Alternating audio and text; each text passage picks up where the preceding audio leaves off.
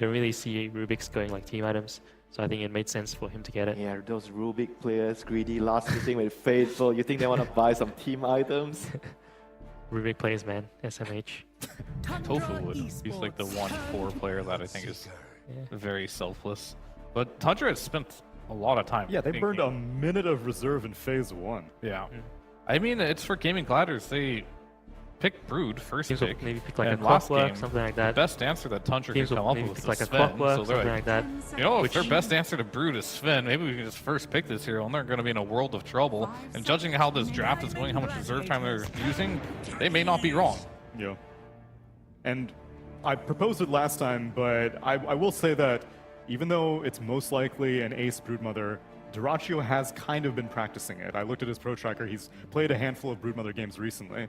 And if you're putting it first phase, then, and literally first pick, then maybe they're just leaving it out there for Tundra to be like, we don't know where this Broodmother might be going for sure. Yeah. I think it's similar to how Tundra does their Enigma and Visage. Yeah. It's like also like flexible. Exactly. But they get their Bloodseeker right away in the first phase, which was one of the answers that was banned out because last time Gaimin got their Broodmother on 8 and then proceeded to ban out a bunch of Broodmother counters. This time, Skitter will be pretty happy on the Bloodseeker. Yeah, so I wonder what Gaimin's going to go here as their eighth pick. They've been not really prioritizing Queen's hero early. Like they were doing that a lot during Dream League, where they just pick Queen's Ember Spirit, his Queen of Pain, whatever, and they just pick it early. But right now they're totally different in terms of like a pick priority. He's always getting like the later picks. And there we see their Enchantress again. Something that's really, really strong against like the Bloodseeker in the lane. Because when you're playing against Bloodseeker, I feel it's always nice to have supports that can really kill him right away when you get a good creep. You don't want to just be harassing him the lane and he's just getting trades, he's healing from blast hitting. So Enchantress is very good at dealing with that. I definitely feel like if you look at Gaimin's lineup, this looks very scary. When you kind of look at Tundra's lineup, not so much yet, right? Yeah, and it feels like they don't know what to do. Yeah, exactly. And I think they talked about on the broadcast a little bit. Tundra was kind of like the Aura team at TI, and that's kind of why they won TI as well. And I think that torch was passed to Game, and now they're like the new Aura team. Exactly. And it's a lot of reasons why they're being successful. So giving them heroes like Inch, Brood, and not playing that same game against them is a trap I feel like a lot of teams fall into while playing against Gaimin Gladiators. Like you try to beat their style instead of mirror their style. And not many are successful in doing that. And Tundra, they should be a team that couldn't compete with them with these type of heroes to play against it, but they're opting not to. It's also one reason why Timbersaw is like popular, because there's no aura item that can actually deal with this guy. Besides BKB, but that's not an aura item. That item was severely nerfed too in this patch. Yeah, for the longest time, I theorized that, especially with Morphling being popular and Timbersaw being popular, that Shiva's Guard would get a rise to prominence, but not the case. Yeah, I don't know why that item's actually like so dead. Yeah. Like on paper, it looks alright, right? That's what I thought. I mean, aren't there just better items to buy? Like that's why Shiva's is like underwhelming. Like if you want an armor item, it's usually like Lotus. Yeah. Maybe it's a bit too expensive. Kind of awkward to get early on. It is very awkward, and no one really likes like having to go for the build-up as well. Yeah, It's the intelligence is usually like useless in the heroes that buy it. Yeah. It's like why you normally wouldn't get it early Hexy. They're just your first couple items are just so important that you need to be able to. They have to do something for you in the game. And just buying an early plate mill and saving for the Mystic Staff is generally. I mean, not sometimes viable. when you're talking about the early hacks, I would rather get a Midas and see how the game goes. Like if you're buying an Ultima, why not just buy a Midas and see how the game goes? Maybe you can maybe you can change your mind.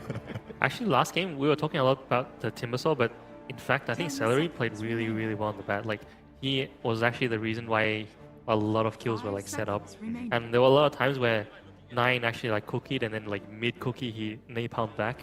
Like I feel like he must have like practiced it or something like that. Yeah. And he was doing that a lot with the techies too in previous yeah. games. Like he's just really good at Yeah, like he's just really good at- abusing yep. the flame break and the firefly, like how well he's playing in the lane. Can really tell he's like really experienced with the hero. KP, I love it when a little bit of your Australian leaks out. You give me a, no, yeah?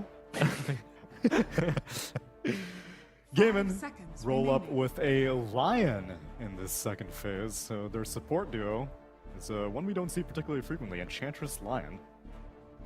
I mean, they pick Lion a lot during Dream League, Tundra like as Esports a replacement turn to Sky when gold. Sky is banned. But right now there's Sky, but they still choose to opt to go for Lion. Like the main difference is the catch factor, right? You have the Hex and the stun. And if you're looking at the overall lineup, they are really lacking in terms of disable. And the burst is also very, very good against the Bloodseeker. 10 seconds Like not a remaining. lot of support players like to play this hero. Like his laning is actually 5 much better right seconds now. remaining. Yeah. Well, who was it? Was it like Kaka was the one. Taka's the signature, but Yeah. he hasn't been playing recently. But there was another Lion spammer. Was it Ninja on Boogie? PG? Nah, I feel like Is it it may have been on Boboka? PG, but I don't No. remember. Wait, you guys talking about the Matthew? major? Yeah, I mean, Matthews. Oh yeah, Matthew. Oh yeah, He yeah, was right. Matthew. You're right. Yeah, Matthew. yeah. There's not that many out there, but there's small village of line spammers out there. And they pair it up with a Jug. Which is a classic Bloodseeker counter. This hero is the build has changed a lot, right? It used to Yeah. be like the Gaimin Maelstrom and the spin. Gladiators It'd be pretty early timing.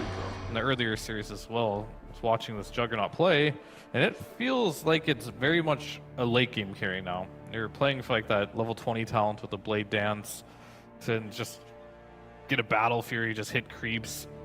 Gaimin likes to play a bit faster, so I'm hoping they don't fall into this trap of, you know, Dyrachyo is just AFK farming while 5 Gaimin wants to play seconds fast, remaining. trying to get to that level 20 talent, and he participates a little bit earlier. I think against Tundra's lineup, you're not going to be able to sit around and farm. I mean, who's the core? 9 is the only Spirit Breaker player this tournament on Tundra. Saksa, AUI, nor Snaking have played it yet.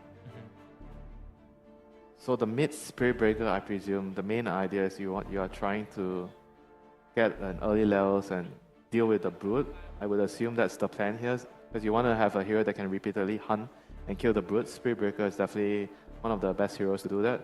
And you're fairly useful against the Juggernaut. Later in the game, you can disable him through his spin. And 9 is the type of player that he's like the opposite of Quinn in many ways. 9 wants to play like a new hero every game. Yeah. Or Quinn would like, if you let him have it, he'll just play the same hero every single game. But his options are going to be a little limited here on what he can play against this breaker mid. But I'm sure he's got something in store. I mean, he could play like Those players are scary. Like the players who don't care about playing whatever, like their coach tells them to. Like you can play the same hero like 20 games in a row, and they'll be okay with it. Yeah. Those players are like scary. I mean, Quinn wants to play those heroes every single. He doesn't even get told. He'll go into his pubs and just play it right after this match. Gaimin Gladiator. But what is good for Spirit Breaker mid? Like some Queen of Pain or something? Invoker used to be good. That hero's kind of dead. Puck? There's something that can punish him in the laning stages. Probably a ranged hero that's going to continuously right-click him, I would imagine. He played the TA not too 10 long ago, too. I seconds can't remaining. imagine Spirit Breaker's good versus TA. I could say 5 hypothetically they could go seconds remaining. Queen of Pain just in case they swap this Bat Rider around and they want to send Bat mid. Yeah, that's actually a very good point. Too, yeah. The You need to be able to lane against both these heroes. Tundra So the thing with Esports Brood turn is to when I play Brood, I really want like a Spirit Hero mid, but in this game, Spirit Heroes are not really good against Bloodseeker, especially since Storm's already banned. So there's only like Void Spirit left, but it's not really good against the Blood. What would a Spirit Hero offer that a 10 Queen of seconds Pain would do remaining. differently? It's kind of hard for Queen of Pain to like kill heroes, 5 like seconds to make remaining. tempo for the team. Well, there's only Void Spirit left of the spirits. I mean, how about Snap mid? Like, don't you feel like if you're playing Brood, you would like a hero that can rotate to your lane? Like, presumably when you're playing Brood, you're gonna get ganked. You want a hero that can help you right away. Just any hero that can make tempo with the supports. Because the Brood and the Jug, they're both not really going to move around the map. And there's, 10 they could just seconds last pick remaining. 9 cereals too. It could just be Break or Bat in the off lane. Yeah. So, 5 seconds I was thinking Gaming about doesn't that as really well. know. Yeah. But if that was the case, do you guys think it's more likely offlane Bat or offlane Barra? Offlane Bara, I guess, because you're Or playing against a Jug. 33 Bat, I think. Oh, 33. Oh yeah, you're right. But doesn't Bat have like a worse lane matchup against Jug compared to the I Bara? don't think it's good either, but they'd have to You can just do some cutting and stuff. Yeah. That would only be if Quinn picks something here that they feel like Bat and Breaker can't answer, and they need something else. Tundra Esports. I think that'd be the only time they do that. Ranger at your service. And I think Quinn knows his matchup mid is pretty much in the air, so he's just going to pick something that can do well against just about anything. Wind Ranger doesn't really lose any lanes. Just a solid all-rounder pick. But now 9 10 gets his pick of the seconds litter. remaining. What's the best choice? Does he take one of The the heroes Breaker, already I think. drafted? You may now Oh, Oh. he's really going hipster mode now. Uncon- It's an uncontested hero. This is the first time Arc Warden has been picked or banned all Bali. Who can explain to me what this hero even does? Yeah, why is he Well, he's going on here? Radiant. Yeah, He's on so- Radiant. So most of what you know about him is still accurate. Oh, okay. But whenever he hits his ultimate, things change a little bit. The Dire one is stronger in my opinion. So I've heard differing opinions, specifically from Gunner, about one stronger in lane and one is stronger in teamfight. Yep. And so I hear that Dire Arc Warden is stronger Strong in lane. yep, in all the other game. Because the third spell, the Remnant thing, it activates like really quickly. Yeah, so you Wait, can not easily that. last hit with it. Yeah. Your bubble will do magic damage, which I guess could also help early game. But then the problem is that whenever you want a team fight, you got to commit your main hero because you Yeah. want to do damage. Yep.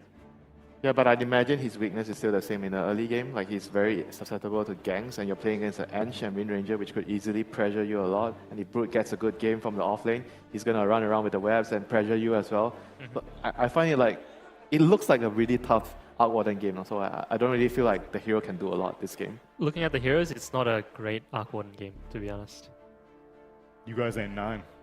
No, 9 I'm- saw I ain't everything down. on the field. I mean, we I ate. feel like Tundra's just moving too far away from what they won TI with.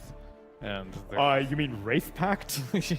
exactly, the auras grouping up, playing around timings, and now they're just playing Well, some pub Dota. If there's one thing I'm surprised is why 33 is not playing much Brood. Because that's his hero, right? That's true. Yeah, I'm actually genuinely curious. Is it too obvious, maybe? Because that's why the Enigma seemed like a little bit of a pivot. Like, yeah, you know my Brood, but my Enigma's a little bit different. Maybe. But in this situation, he is playing the Bat as suspected. Not too much of a Spirit Breaker. And instead, we're going to be treated to an Arc Warden performance. I don't really know what to expect out of the hero, but I have high expectations for Tundra anytime I see them, especially in a winner's bracket final. Let's get into game number 2 with our casters.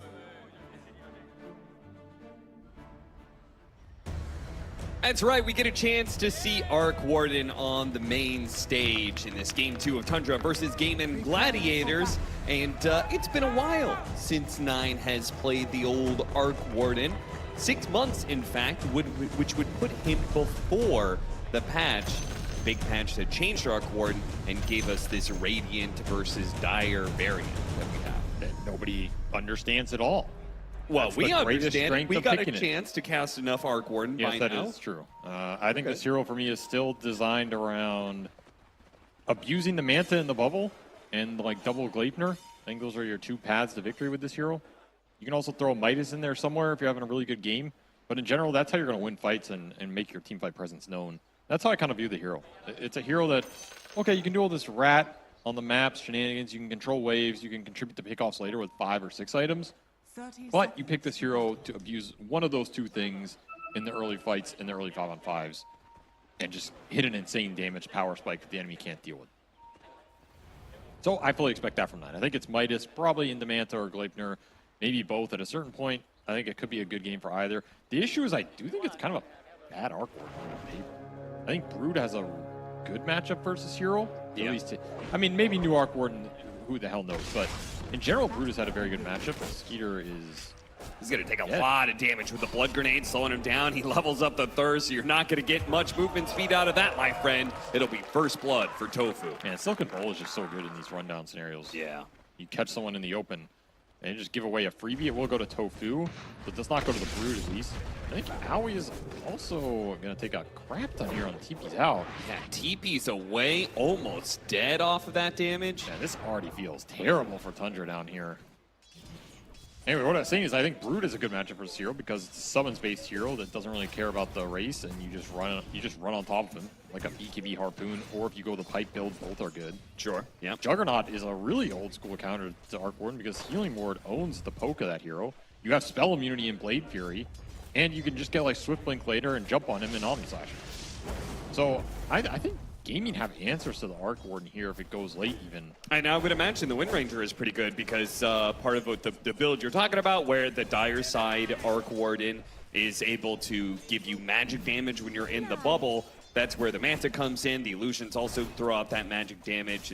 It's like a really potent combo, but if you just can't hit the target you're going for, a la Wind Run, then feel like that hero is going to be a pretty good matchup too. I think most of Wind Ranger kit is nice versus Arc Warden, except the fact this hero can get double Nullifier or double Hex.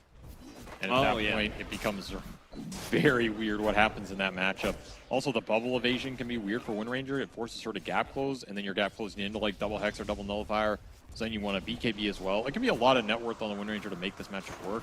And at that point, you're kind of just playing late game Wind Ranger where, I mean, if you have 5 slots on Wind Ranger, generally this hero doesn't care about almost anything. Sure, yeah. It just becomes crazy late game Wind Ranger. Yeah, Wind Ranger, okay, so definitely not good offensively, but defensively with the Wind Run. I think in the early mid game, yeah, the Wind Ranger can be very offensive versus the Arc, and it's favorable. Yeah. Then I think it switches to the Arc Warden, and then who the hell knows. So we'll see how fast he gets online this game, how much you can make use of the early Midas Rush. When do you get that online is also a big deal. You have solo mid XP, so you should get the levels here. I don't think the match will be that bad for you.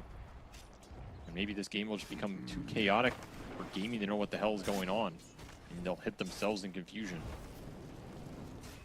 That did seem to be the Tundra game plan for game 1. In some ways, it's the games I've seen Tundra win at this tournament are those types of games. Yeah. Where at some point you're just like, what the hell is going on in this game? And then you just lose. Well, part of that has been Tundra being able to outscale their opponents, even when we're not sure that they actually will.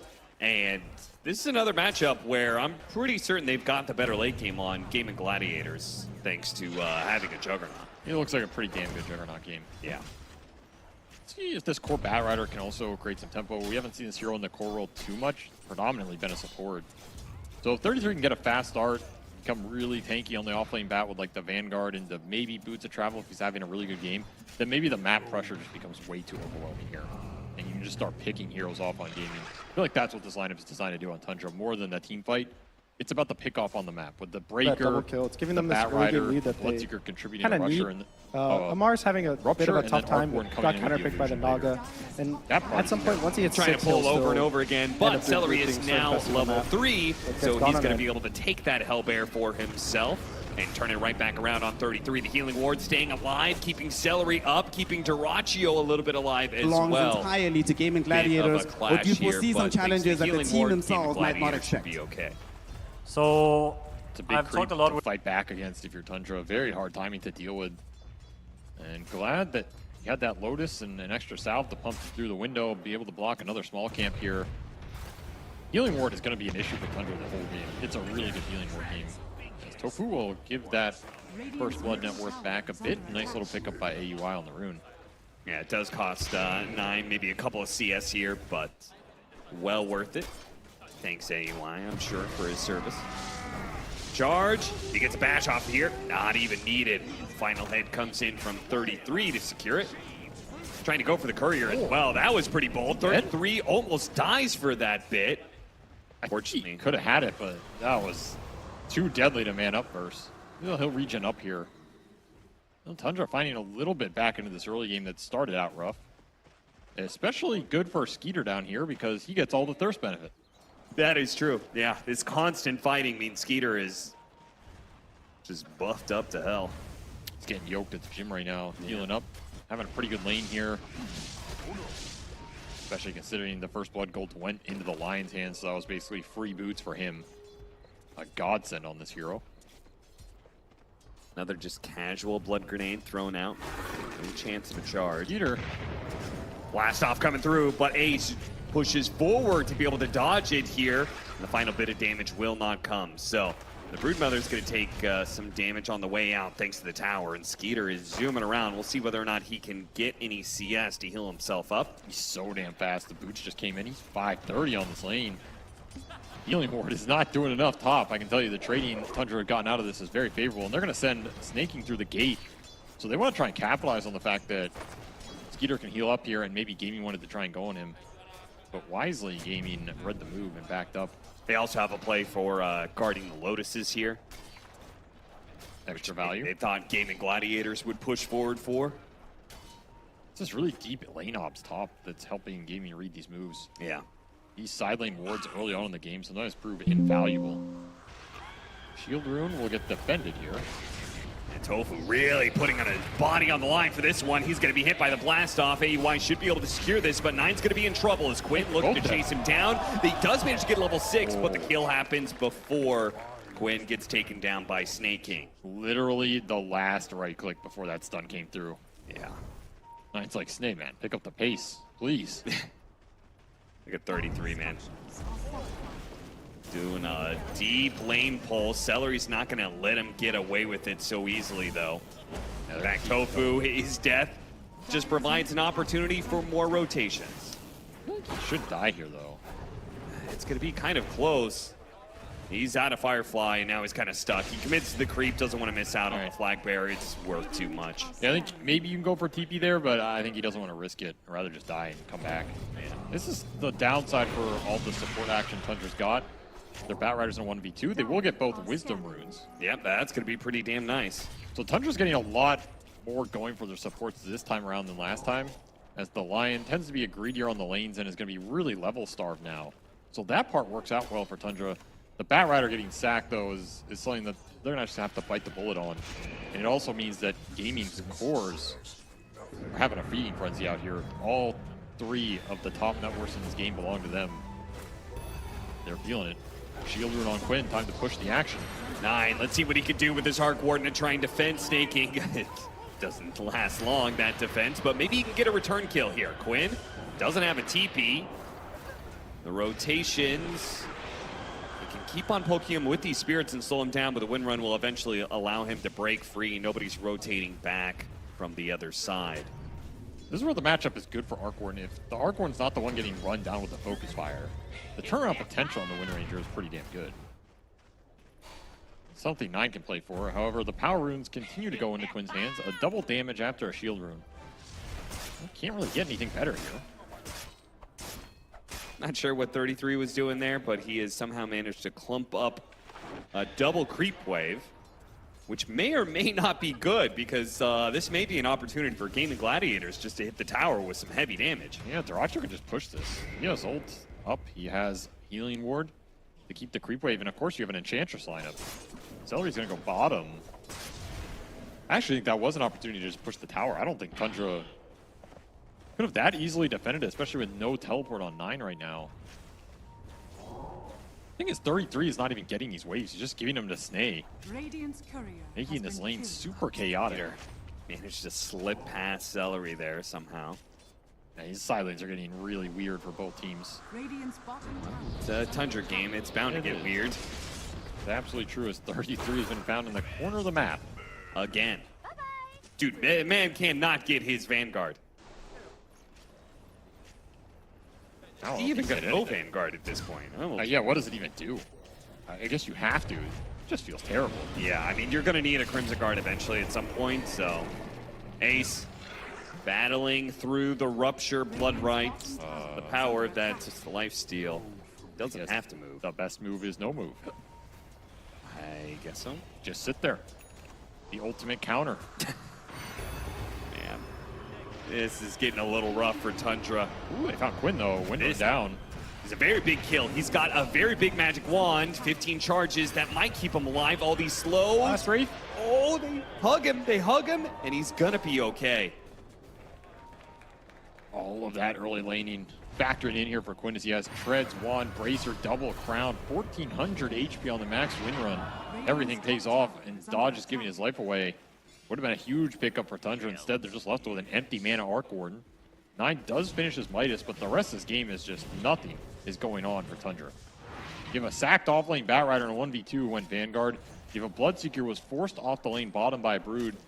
And every time he ruptures him, just stares him down. And you're going to start losing some tier 1s off this. Unless your Arc Warden has enough resources to help you defend. Looks rough. And then you're probably going to be behind in the 5v5 Aura battle. Because there's a healing ward on gaming side. And I guess Ace is going to go right-click here, so he's actually not going to go the auras. Maybe they feel like the healing ward is just enough. I find that surprising given the fact you have like 2 other killer right-clicking heroes, and you've got the harder carry in Chugger. I think Pipe really just decimates Tundra's lineup, right? What does Tundra do versus early Pipe in this game? 100% agreed. Maybe they feel like they want more scale versus the Arc Warden if this game gets weird. That will definitely be nice going to that late game with like Harpoon, BKB, Brood with the Shard. You just run the Arc Warden down. Maybe they just want to secure late game. They don't feel like they need to push the tempo too fast here. I mean, it is a pretty good like carry type Broodmother game, right? Because he can challenge the Bloodseeker and he can get on top of the Arc Warden. I mean, I don't think there's anything wrong with this. Maybe they just don't think they're as far ahead as they actually are either. Yeah, they're up 4K in 11 minutes. Lanes have not gone well for Tundra at all, and the Midas Arc Warden. Real Arc Warden. Just gonna go up to this high ground, try and bring him down with a focus fire. Snaking will create some space, but boy, those spiders quickly overwhelming 9. They're gonna go for snaking. They'll get him too. This is looking like a classic gaming route here. Just off the Ace Brood, that there are no good answers for him at this part of the game. There's no real good spider clear. This dual offlane for Tundra, it's meant to be picking people off on the map. You're not going to have a map to go looking for the pickoffs in about 5 minutes here. And your tier 1s are going to disappear, and the hunt is going to be on. Maybe the hunt is already on. Yeah, at this point, the hunt is on, and Tundra are going to have to just find their little hiding holes. It is looking miserable for 33 out here. Snaking, he doesn't have much to work with. Duracio's been totally unchallenged, and he's even been willing to leave lane. Like in that last fight, he was running to the triangle. Wasn't required at all, but he's got his Battle Fury complete. He's going to be massive. And they're going to take the last tier 1. Ace rotating to all 3 lanes, making his presence felt. Echo Saber coming out. Scale is only going to increase from here. They're going to 33 in deep, try and take this fight. It's going to be a bold move. Get Omni Slash? Right, immediately. Omni Slash. Fortunately, the Creep Wave did come in. They're not going to be able to chase him down, but Snaking, he had his Bulldoze immediately purged out by Celery with the Enchant. Something that they're going to have to think about for this whole game. And again, Rupture comes out, and the counter is, you just sit there. Yeah, because Tundra isn't strong enough to actually force a fight around that Rupture. I mean, I feel like the only damage coming out of this lineup is Arc Warden. Yes. And that's a tough position for 9 because he's the one who's lost all his tier 1s here at a rapid pace and needs more items. This is not a hero that fights super early with the Midas build. Just way too much pressure on this Arc Warden right now. And the catch continues now with the Rod of Atos on Quinn. This is getting out of control. You have lost all your Ancients. You're probably going to lose Wisdom Runes here. You do not have much space to operate in. You know, this has actually been the major that Gaimin Gladiators has lost the most games. They've actually lost more games here than they lost at Lima or Berlin combined. And that's like 4. Yeah. You know what? That's not even... But this may be what the most dominant upper bracket final performance that we're going to see from them. It very well might be. I mean, I guess they got through the major, right? Now it's just back to European DPC. So that is 100% true. Now there's no more pressure. Which they don't ever win that, but you know. Yeah, but it's Western DPC, European DPC on land. That's the difference right there. You know, they step up, others fall a little short, and the pressure's on. They've delivered all year. And tier 2 already gone. Yeah, well, we were just talking about, that's going to be the last tier 1 tower. Now they've taken 2 tier 2s in this space. Just going high ground with the rally on the Spiderlings. This is so much damage. You're going to have to cliff this. Oh, this is absolutely out of control. I don't think they're going to stop either, because what are they afraid of here? And this is pretty gross that he's got the rally with the spiders once again. You've seen Celery do this a couple of times with Ace. The bang, Duraccio, they're going to go for the kill. They got the chain stun with the lasso pullback. Finally, something Tundra has something to work with here. Yeah, maybe you should have been afraid of this high ground. See if Tundra can get anything else off this. Nice lined up stun from Tofu, but he'll still die.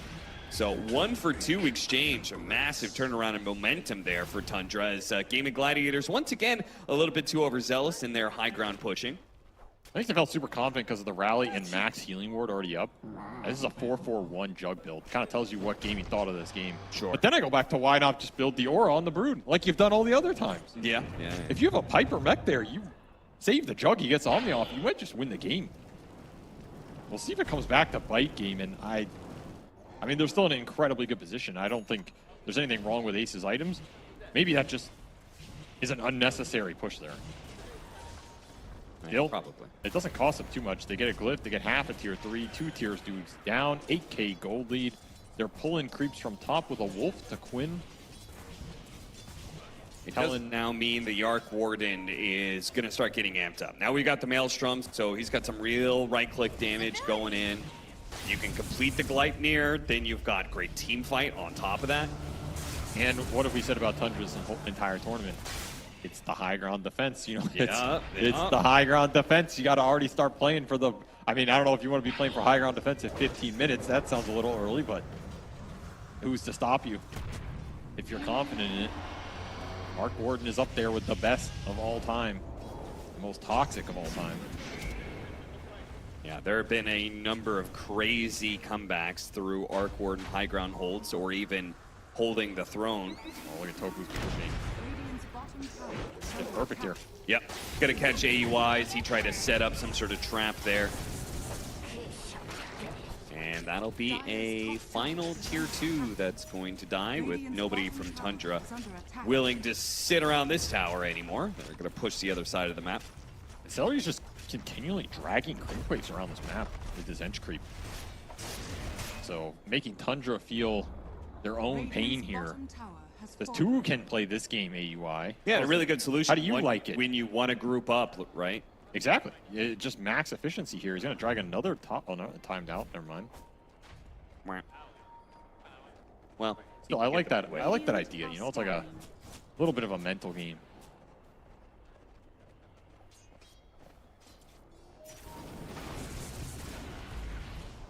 Tofu is so patient. He's just sitting at top, waiting for heroes to show. He doesn't have to do anything else. There's nowhere else for Tundra to go. Yeah. They're all in their base and farming a single ancient camp. His patience will eventually get rewarded, or you're just going to build a net worth lead here. Maybe bad individually for him if nobody eventually comes up here, but good for his team. Yeah, I mean, what else does he need? He's already got the Blink Dagger, so. Aghanims. The Lion Dream. He does already have 1 finger charge. And that's Gleipnir finished for the Wind Ranger here ahead of the Arc Warden. When are we going to see Roshan? I think Gaming can do it whenever they want. Yeah. Tundra, maybe you want to try and fight right now? This Bat Blink? They have a charge on a Juggernaut. It's just so hard to make an aggressive move. You have very little vision to work around, too. There's 1 Radiant Obs that's like in the middle of all these trees, so it's not doing you much good. Very awkward. I mean, very cheeky ward. Yeah. Very awkward ward at the same time. Never seen that word before. That's definitely an AUI ward. It is an AUI ward. Look at that. It's such an AUI Click on that ward. word. Click on that word so you can show how little it sees, but also like it's so hard to D-ward. I mean, this is one of those words like when you're winning the game. Oh my god! Yeah, it's farther to the right. Genius. It's the one that everybody plants, but it's also sees a lot more, so you know it gets C-warded. In a losing game, however, this is one of those words like, what is it doing for us? Yeah, when the mid wave is like constantly pushed in past that point, probably not getting too much. They finally do take that Roshan, so he just picked up for Quinn. You know what that is? What is it? That's the fact that AUI was the coach's team. And as a coach, he's probably telling his players all the time, like, yo, look at this cheeky ward spot. Yo, we should use this in a game. And they never use it. Yeah, he's salty now about like, it. I'll show you guys. Yeah, he has his chance now. He's going to plant all the weird wards. Nobody can stop him. Well, they do very efficiently blow up the Tormentor. Little taser shard. An extra net worth to counteract that Aegis. It is interesting they gave Quinn this Aegis. Posture check. Golem, get ye gone. Did it work? It did. Everyone sat up. Everyone's like, well, wait a minute. I don't want to be the guy with the bad posture. Yo, shout out to all of you lovely folks here in Bali coming out and experiencing some Dota live. Much love to all of you. It's truly a different experience, you know? Certain players are LAN players, certain players are online players, you know? You have your...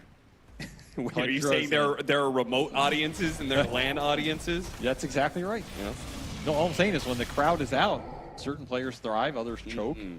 That's what Dota's all about. You know, you have your Sumails that rise to the occasion on LAN.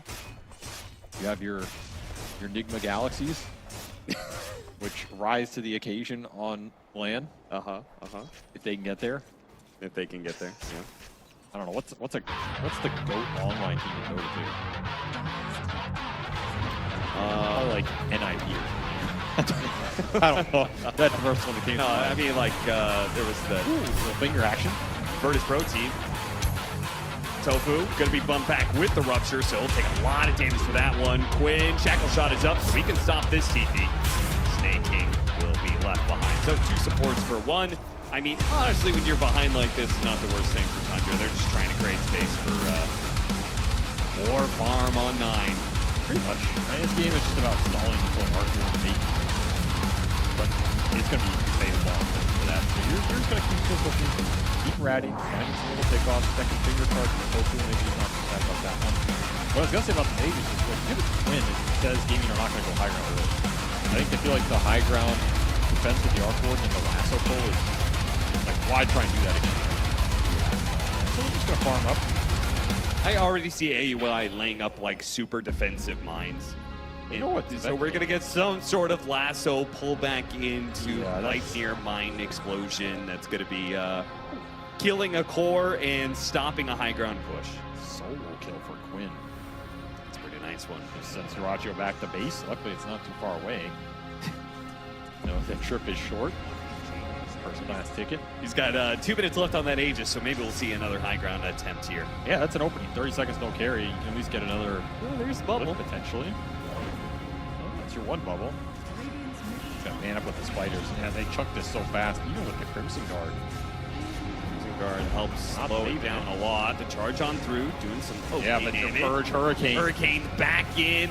As you said, the Purge, the nuisance for that Bulldoze Spirit Breaker.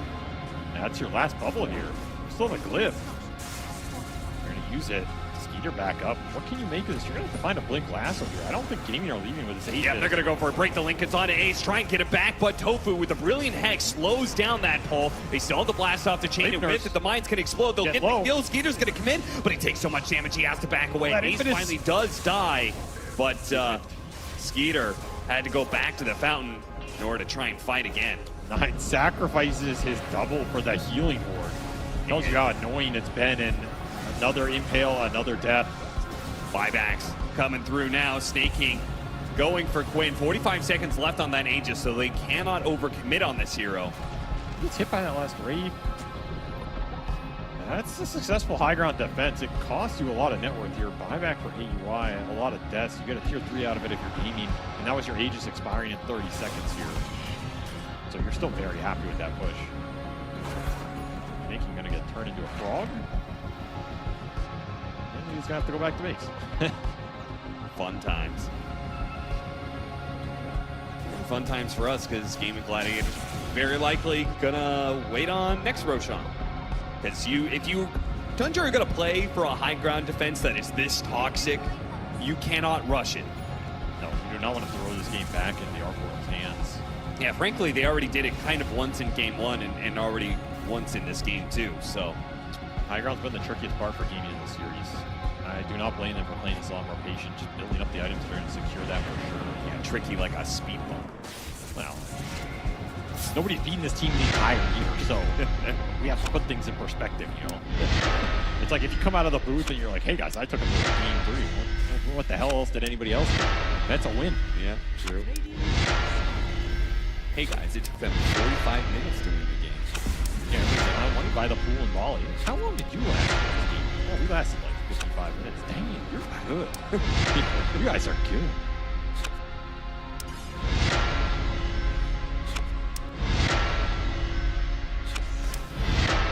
Back to ratting the lanes. On here. What hero can they, if you could choose AUI's hero to limit the amount of ratting he does in the game, what, like if you did some sort of like reverse captain strat, what would you give him? Reverse captain strat, anti-rat hero for AUI 2000. Yeah, because it seems like every hero that he plays is going to accomplish this. Oh, the Gleipnir catches him. And stopping the charge is all that's needed to get this kill on Snaking. Unfortunately for him, he gets his ward dewarded at the same time. I don't know if that hero exists. I mean, if we're talking about wave cutting, it's probably like Bounty Hunter or something. Oh, yeah. You know how hard it is to cut a wave with Bounty Hunter? It's so slow. It's true, but then he would just do a bunch of like career Yes, that's why I didn't stuff. want to Then say he Bounty. would- You just do Matthew things. I don't know, man. That's a tough question. I'll think about that one. Either way, he has Really fishing for impact moves now. I mean, you gotta be fishing in this game. This is stalled out. Tundra just not finding much on the map. At least Snaking has a shadow game, though, so good for him. You know, when the times get tough. And he had bought a second part of his Shadow Blade, but we go back into live where Skeeter has just been fingered down. It's an opening to find Ace, though. Yeah, it turns on his BKB, so even if you lasso him, you're not going to be doing very much damage. In fact, pulling him closer to 9 is very dangerous. They almost got that kill, but they do manage to finish off the Broodmother, thanks to AUI blasting in. Wait, That is- Dirachi just ran right past 9. Yeah, I saw him on the map. I was like, where is he going? Nice force staff up to the high ground. That'll disjoint the Omni Slash. Did he think that was the double or something? Was he I- just not looking? He just showed mercy. He just let him walk in. Nine's like, shh. If I don't talk, he won't notice me. I just walk past him back into my base. Oh, it's weird. That was a very strange interaction. But it gets the Arc Warden out, and they get a Brood kill, so I guess that's a successful fight for Tundra? Yeah. Yeah. As Gaimin continue to find the kills and lead into God, the it next must be so painful to be staking in this game. He just charges out to a lane, tries to kill it, and then immediately gets like focus fired, shot down, or Omni slashed. Or... Yeah, but I'm telling you, these are the games where snaking is the most PMA. Because the game is going so bad that something in his brain clicks. He's like, all right, I gotta be the ultimate PMA player in this game right now to keep the game going. But snaking's PMA, I don't know if it's changed, but when I played with him, it wasn't that inspiring. It wasn't particular. Like, you didn't believe it, right? No, nobody believed he was never PMA in the first place. I don't know so- if he knew that, but nobody believes it. I think he's a lot better now. He's definitely growing a lot as a player and captain. Winning TI will do that. Lasso, They almost got the range damage barracks. that helped. And if they win this fight, it's going to be look good. Oh, 33! He still falls. That's going to be yet another finger charge for Tofu. Now Skeeter, who raced out of the base, immediately met by the brick wall. That is a shackle shot to a creep. Just has no BKB. He went for this Manta into the Mjolnir build. He can't take advantage of the fact that these fights are powering up the Thirst because he can't run in. He just gets stunned, he gets kited. Just no room for the Bloodseeker to operate, and the push has come at last, even without that Roshan. Snaking will continue to try and create some space. Yeah, bump him out of the bubble. But the healing ward is going untouched right now. Yep, because they just can't get close to it. Switch slash for the double. Sends a message. Tier 3 down, Gaimin Gladiators. It's looking like the first lane of barracks for them. As Tundra cannot afford an economic setback, so they're just going to hold on to their buybacks. They're never going to financially recover from this. Yeah, and Gaimin Gladiators can be investing for days. 20,000 net worth lead for them. It's just the part in the game, in the part of the series where tell each other, you know, at least we won TI, guys. At least we got that. Yo, P33 is everybody laughing. pull up your banking app on your phone right now. Check I your mean, bank that's- account. that's- Remind yourself of the millions you That's won. too much. That's too far. I don't know if you pull your bank account out in the middle of the game. Maybe you do it after, like when you shake hands, you know? That's after true. the That's true. series, go Yeah, on the stage. players officially are not supposed to have. Yeah, fun, you know, so. you're snaking, you go up to shake Quinn's hand. You know, oh, I dropped my phone. Oh, my banking app opened. Oh, sorry, Quinn. That was just an accident right there. I didn't mean to do that. And then at least you can hold your head high, you know? Sure. And you might meet him again in the finals. And then there's some intimidation factor. So if you can get anything out of here, maybe some mental games will help you down the road. Still, this is looking like a very difficult game to bring back, even with the high ground defense. No, here's what you do. I got it. If you're snaking right now, Yeah. you because you know he's gonna have Quinn on Steam Friend.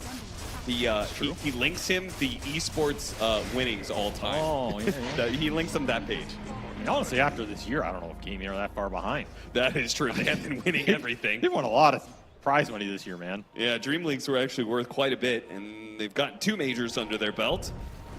Possibly soon to be a 3rd as they are going to the grand finals. God, that Oh, blink. Tofu blinked in?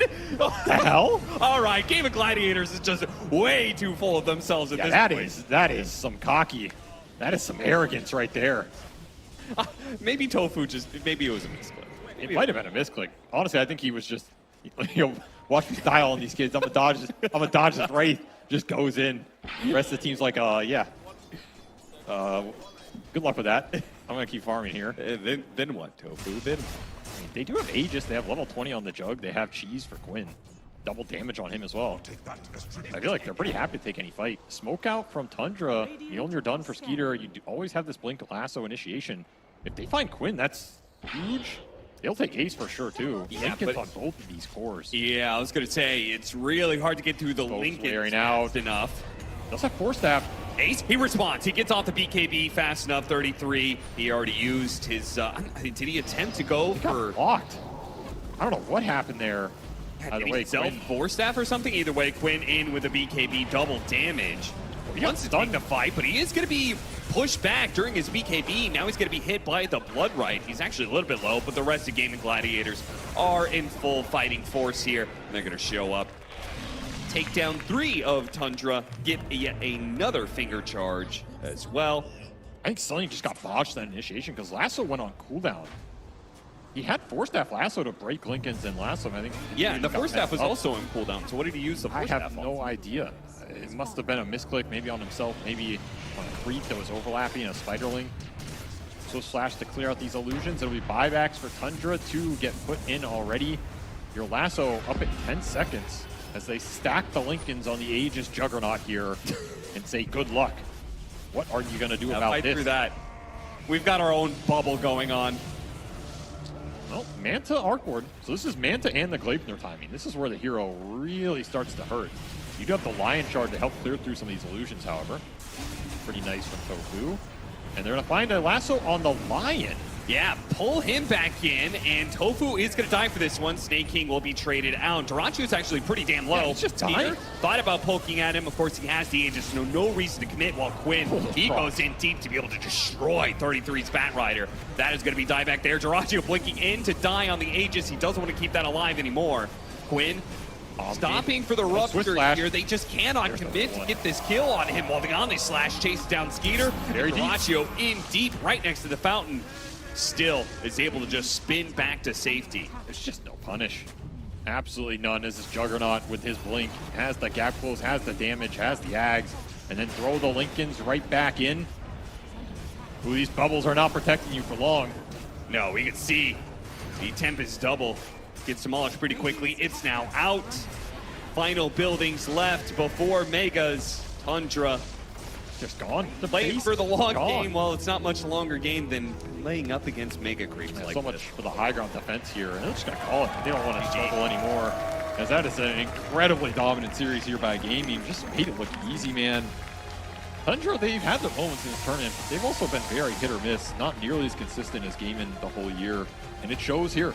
His team has still been unbeaten at Majors as they get a 3rd Grand Finals appearance in a row. Can anybody stop them? Right now, it seems like definitely not Tundra. We'll see who comes through the lower bracket final. I mean, hell, they've already taken down Liquid enough times. They just demolished Tundra. Really, all that's left, it seems like, is maybe Quest. Give them a second chance at Gaimin Gladiators. Seems just way too consistent. I feel like outside of like 3 other players getting vac banned or something, I don't know. I don't think you're taking them down. The longer the tournament goes, the more they fit into what they want to play in the hero pools, the more they gel, the more they feel it.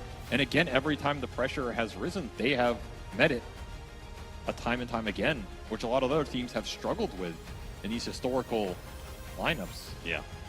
It's just a terrifying team. Absolutely terrifying team to go up against. Very difficult to draft against, very difficult to lane against, and even harder to take down as they continue their reign of terror. Slipping into another grand finals like it's a comfy bathrobe. Gaimin Gladiators right at home here on the stage time and time again. And we're going to have to wait and see who actually gets to play up against them. But Gaimin Gladiators, the indomitable ones, will go to the grand finals once again.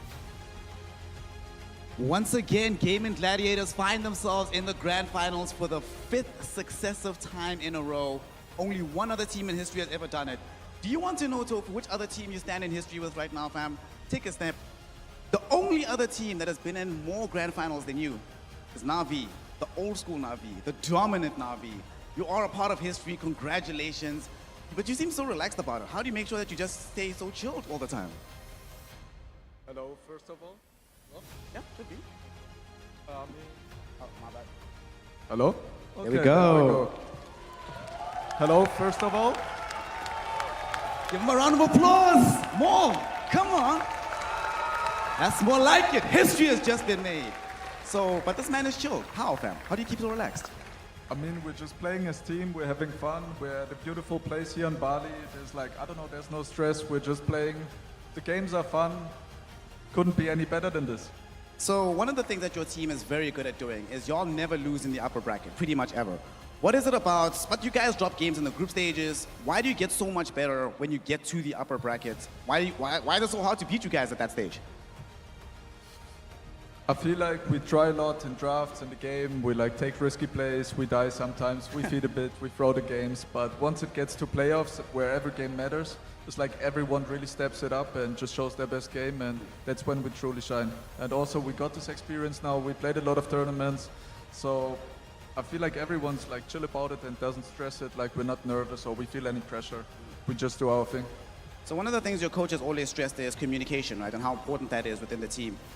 What's your role? Because you have Quinn, everybody knows his personality, right? Ace has been around for a long time. Can you talk to us more about how you feel you contribute in terms of your communication and your personality within Gaimin Gladiators?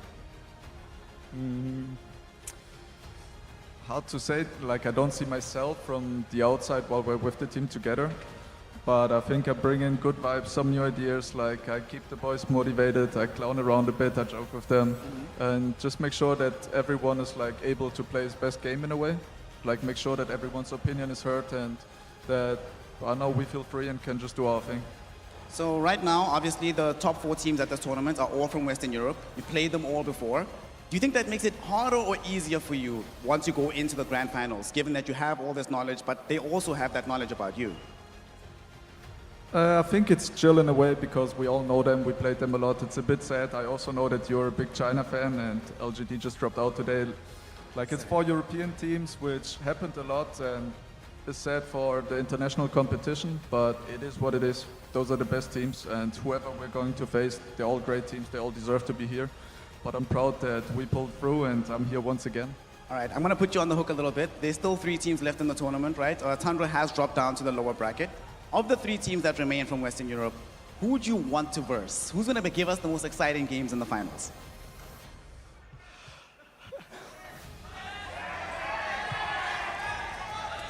Okay, I don't want to be biased. We've played Liquid a lot already. It's been a while, like it wasn't the last final. I mean, they played really well. It would be cool to see them again, but honestly, Quest deserves it. Yay! Those guys played really well. Quest Esports, if they make it, not only will they have gotten to TI, but it'll be their first finals as well. And if you win, you'll be the first team in a long time, ever I think, to win 5 in a row. So good luck, have fun. Can't wait to see you in the finals. Give him one more round of applause for Tofu and Gaimin Gladiators. We just witnessed history being made right now. I want to hear what the panel has to say about the events that have unfolded in this excellent upper bracket final. Well, part of it is definitely a hearty congratulations to Gaimin Gladiators. Thank you, Tofu and Snare, as they're treating us to more of the same every single time, all of 2023. You gotta see